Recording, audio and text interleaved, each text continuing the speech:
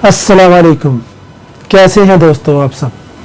उम्मीद है खैरियत से होंगे और दुआ है कि अल्लाह ताला आप सबको हमेशा खैर और आफियत से रखे। आज एक बहुत ही अहम मसले पर जो आजकल हमारे यहाँ चल रहा है उस पर बात करने के लिए हाजिर हुआ हूँ। मीनार पाकिस्तान, निशान पाकिस्तान, ये उन्वान है उस कॉलम का जो मैंने 30 अगस्त को लिखा था और 3 किस्तों में ये 3 दिन तक फेसबुक पर पोस्ट हुआ।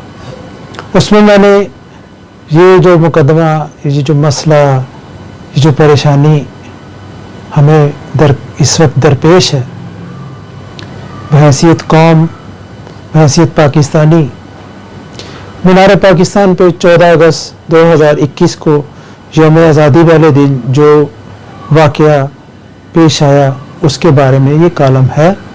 और इसमें मैंने इस मुकदमे की, इस केस की, इस मसले की, इस वाक़े की पूरी तरह से जांच पड़ताल और पोस्टमार्टम किया। आप चाहें तो इसको पढ़ सकते हैं। मेरी फेसबुक आईडी पर नवीद अहमद के नाम से है और मेरा एक पेज है दामाने ज़िंदगी, उस पर आप इसको पढ़ सकते हैं। उसके बाद अभी रिसेंटली जो आयशा बेग ने रैम्बो के ख़िलाफ़ दरख्वास्त देकर, बयान देकर उसको गिरफ़्तार करवाया, उसके बाद मैंने एक और कॉलम लिखा जिसका उन्वान है इस हमाम में। ये भी मेरी आईडी पर और मेरे पेज दामाने ज़िंदगी पर मौजूद है। इसको आप पढ़ेंगे तो आपको इस पूरे वाक़या के असल हक़ाइक़ जो है आपके सामने आएंगे। असल मसला, असल बात, असल केस कुछ और है। पूरा हम सब अवाम, टीवी एंकर और जितने भी हमारे इदारे हैं या वो उसको उस तरफ नहीं अभी तक गए, उन्हें पहले उस तरफ जाना चाहिए। सबसे पहले जो इनके ख़िलाफ़ मुकदमा बनना चाहिए वो है हदूद ऑर्डिनेंस का, आयशा बेग और रैम्बो पर। चूँकि इन दोनों ने इसको मान लिया है कि इनके आपस में नाजायज़ ताल्लुकात हैं, जिसकी वीडियोस मंजर आम पर आ रही हैं और ये उससे इनकार नहीं कर रहे। इन दोनों को गिरफ़्तार करके इनका मेडिकल करवाना चाहिए और आयशा बेग का तो लाजमी करवाना चाहिए। चूँकि ये गैर शादीशुदा ख़ुद को कहती है तो आपको मेडिकल से ही पता चल जाएगा कि ये कितनी पारसा और पाकीज़ा है। इसे इस मुल्क को बदनाम करने के लिए ये सारा ड्रामा रचाया रैम्बो के साथ मिलकर। मैंने अपने कॉलम में पूरा इसका पोस्टमार्टम किया है इनके सारे वाक़या का। दूसरा मुकदमा इन पर गद्दारी का बनना चाहिए, चूँकि इन्होंने उस मुक़द्दस दिन, मुक़द्दस मकाम पर हमारे मुल्क के ख़िलाफ़ जो इन्होंने किया, साजिश रचाई, जो ड्रामा किया, उसका पोल अब खुल रहा है और मज़ीद खुलेगा। मेरी हुकूमत से, कानून नाफिज करने वाले इदारों से और पूरी आवाम से ये दरख्वास्त है कि वो इन दोनों को गद्दारी के मुकदमे में और हदूद के मुकदमे में गिरफ़्तार करने के लिए कोशिश आप करें, आवाज़ उठाए। बाकी जो जितना भी ये मसला है, केस है कि वहाँ क्या हुआ, कैसे हुआ, वो सिलसिला, वो बात की बात है। पहले इन दोनों को इन 2 मुकदमों में अरेस्ट किया जाए, इस पर कार्रवाई की जाए। इन्होंने शराफ़त परेड की, इन्होंने बंदे पहचाने, फिर पैसे लिए, फिर छोड़ दिए, ये सब बात की बात है। इस मुल्क और इस कौम और ख़ास तौर पर इस कौम के मर्दों और बेटियों के लिए जो इन्होंने किया है, जो नुकसान पहुँचाया है, पाकिस्तान की इज़्ज़त को मजरूह करने की इन्होंने कोशिश की, जिसकी वजह से पूरी दुनिया में हमारे लिए बहुत बड़ा मसला बना। ख़ास तौर पर हमारा हमसाया मुल्क इंडिया ने इस मामले को बहुत उछाला। यहाँ के कुछ गैर ज़िम्मेदार टीवी एंकर्स ने और यूट्यूबर्स ने फौरी तौर पर कुछ ऐसी वीडियोस बनाकर अपने ही मुल्क, अपने ही लोगों के ख़िलाफ़ उनको बोलने का मौका दिया। सबसे पहले कोई भी वाक़या हो उसकी तफसीलात जान लेनी चाहिए, उस पर पूरी तरह से गौर व फिक्र करने के बाद, हक़ाइक़ को जांचने के बाद ही कुछ कहना चाहिए।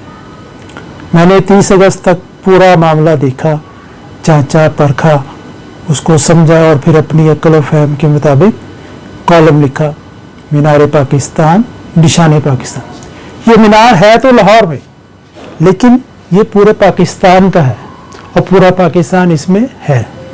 ہمارے لیے یہ بہت مقدس اور قابل احترام، قابل عقیدت اور بہت ہی محبت کرنے والی جگہ۔ میرے بچپن سے لے کر میرے بچوں کے بچپن تک ہم مینار پاکستان جاتے ہیں، پورے کا پورا خاندان، بلکہ کئی خاندان مل کر بھی جاتے رہے۔ کچھ 4-5 سال ہم مینار پاکستان کے بالکل ہمسائے میں رہے۔ ہماری کھڑکی سے مینار پاکستان نظر آتا تھا، ہماری چھت سے مینار پاکستان کا پورا میدان نظر آتا تھا۔ ہم صبح سیر کرنے کے لیے والد صاحب ہم کو لے کر جاتے تھے، وہاں پہ ہم واک کرتے تھے، ورزش کرتے تھے۔ مہمان آتے تھے تو ان کو ہم اپنے ساتھ لے کر جاتے تھے۔ سردیوں کا موسم ہوتا تو دوپہر کا کھانا مہمانوں کے ساتھ مینار پاکستان میں کھاتے تھے، اور اگر گرمیوں کا موسم ہے تو شام کا کھانا ہم اکثر یا مہمانوں کے ساتھ بھی وہی کھایا کرتے تھے۔ ہمارے علاوہ اور بھی بہت سے خاندان وہاں آتے تھے، لوگ آتے تھے، لڑکیاں، لڑکے، عورتیں، مرد، بوڑھے، بچے، سب آتے تھے۔ کبھی تقریباً 40 سال میں یہ ایسا کوئی واقعہ نہیں ہوا۔ اب جو یہ ہوا تو کئی لوگ یہ سوال کرتے ہیں یا یہ بات کرتے ہیں کہ جو وہاں عائشہ بیگ کے ساتھ ہوا وہ بہت غلط ہوا، وہ ٹھیک نہیں تھا۔ ٹھیک ہے، نہیں ہوا ٹھیک، غلط ہوا، لیکن وہ تو کرنے ہی غلط گئے تھے۔ ان کا تو منصوبہ ہی یہی تھا کہ ہم نے وہاں جا کر یہ سارا ڈرامہ کرنا ہے، اور جو کچھ کیا ان کے ساتھیوں نے کیا، اور پھر وہ بڑھ گیا کام۔ یہ بالکل گڑ اور مکھیوں والا معاملہ تھا۔ یہ عائشہ بیگ ایک گڑ ہے جو ٹک ٹاک پہ اپنی مکھیوں کو، اپنے فینس کو، جو کہ مکھیوں کی صورت بن بناتے ہوئے اس کو اپنے گھروں میں، بیڈ روم میں، کہیں بھی اس کو دیکھتے تھے۔ اس نے اس دن سب کو بلایا میٹ اپ کے لیے، اور وہاں آئی ریمبو کے ساتھ مل کر۔ انہوں نے وہاں پہ کچھ حرکات بھی ایسی کی، فلائنگ کیسز اور یہ وہ سب کرنے کے بعد انہوں نے اس اپنے فینس کے جو گروہ تھا اس کو مشتعل کیا، اس کے جذبات کو ابھارا۔ وہ میٹ اپ جو تھا وہ ذرا ہیٹ اپ ہو گیا۔ ہیٹ اپ ہوا تو انہی کے لائے ہوئے جو 8-10 لوگ تھے انہوں نے اس کے ساتھ وہ غلط حرکات کی، کپڑے پھاڑے یا جو کچھ بھی کیا۔ تو ان کے فینس نے دیکھا کہ یہ تو بہتی گنگا ہے، ہم بھی ہاتھ دھو لیں، تو اس کے فینس نے ہی اس کے ساتھ جو کچھ کیا سو کیا۔ 14 اگست 2021 کو بھی مینار پاکستان میں بہت سی فیملیز تھیں، صبح سے شام تک وہاں کئی فیملیز تھیں۔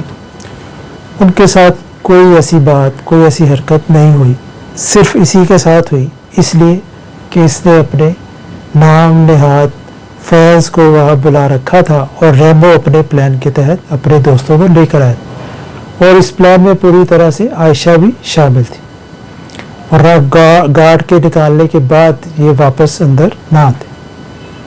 باقی انہوں نے کیا کیا، کیا نہیں کیا، کیا ہوا وہ سب جانتے۔